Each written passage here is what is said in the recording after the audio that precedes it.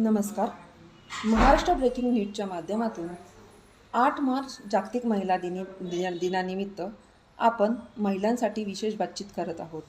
त्यातच प्रभाग क्रमांक 27मधून भाजपच्या नगरसेविका अर्चना विनोद तापकीर यांच्याशी आपण बातचीत करणार आहोत.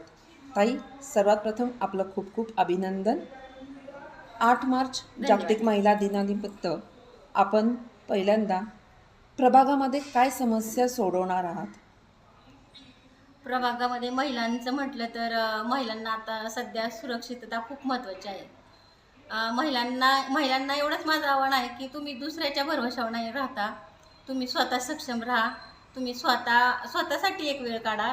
दिवसाच्या 24 तासातनं तुम्ही स्वतःसाठी 1 तास काढा. सकाळी योगा करा किंवा रनिंग करा, पण स्वतःचा फिटनेस जपा. कारण ह्यासाठी सांगते की माझा आत्ताच 3 महिन्यापूर्वी माझं पायाचं सर्जरी झाली. तेव्हा मला कळलं की आपल्या शरीराचे अवयव किती महत्त्वाचे आहेत ते. त्यामुळे तुम्ही स्वतःसाठी 1 तास काढा आणि स्वतःचा छंद जपा. एवढंच महिला दिनानिमित्त सांगते आणि स्वतःसाठी जगा. बरं ताई, महिलांच्या सुरक्षितेसाठी आपण काय उपाययोजना करणार आहात? महिलांच्या सुरक्षेसाठी मी एवढं करेल की महिलांसाठी एखादं प्रशिक्षण करेल. कराटेचं म्हणा किंवा लाठीकाठी किंवा स्वतःचं स्वरक्षण तुम्ही कसं करसाल याकडे मी जास्तीत जास्त लक्ष देईन. प्रभागामध्ये स्वच्छतागृह, सार्वजनिक व मूलभूत सुविधा आहेत का? प्रभागामध्ये सार्वजनिक स्वच्छतागृह आहेत, पण ती आता इतकी मोडकळीस आलेली आहेत, तर मी त्याकडे नक्कीच लक्ष देईल. आणि एवढं सांगेल की सार्वजनिक जरी स्वच्छतागृह ठेवले तरी त्याच्या बाहेर एक मी लेडी ठेवायला सांगेल. आणि प्रत्येक जी लेडी येईल वॉशरूमसाठी तिच्याकडनं तुम्ही 2 रुपये म्हणा, 5 रुपये म्हणा घ्या.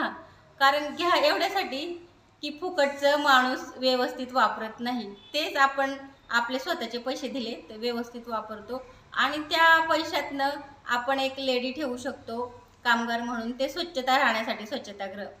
एवढंच. कारण हे बघा, सुधा मूर्तींनी पण हे सांगितले की फुकटचं माणूस त्याचा उपयोग व्यवस्थित करत नाही. तर तेच त्यांनी पण असे स्वच्छतागृह केले होते सुधा मूर्तींनी स्वतः. पण त्यांचा अनुभव सांगते की त्या पण म्हटलं की आपण जेवढं फुकट देऊ तेवढा वापर लोक चांगलं करत नाहीत. तेच आपण पैसे देऊन त्याची किंमत, आपल्या पैशाची किंमत लोकांना कळते. त्यामुळे मी म्हणते की स्वच्छतागृह केले तरी त्यासाठी बाहेर तुम्ही 2 रुपयाचे कॉईन म्हणा किंवा 5 रुपयाचे कॉईन म्हणा की प्रत्येक लेडीकडनं घ्या. म्हणजे ते स्वच्छतागृह पण व्यवस्थित राहतील आणि त्यांची निगा पण राखली जाईल त्या पैशामुळे. जागतिक महिला दिनानिमित्त आपण महिलांना काय संदेश द्याल? जागतिक महिला दिनानिमित्त महिलांना हाच संदेश देईन की तुम्ही स्वतः सक्षम राहा, कुणाच्या भरवशावर राहू नका. कारण आज आपला नवरा म्हणा, मुलगा म्हणा, थोड्या वेळासाठी आपल्याजवळ असतात, पण आपण स्वतःसाठी 24 तास आपणच असतो. त्यामुळे आपणच सक्षम राहा. कुणाची नजर वाकडी पडली नाही याच्याकडे लक्ष द्या. आपण स्वतः व्यवस्थित राहिलं तर समाज आपल्याकडे चांगल्या दृष्टीने पाहिजे. धन्यवाद ताई.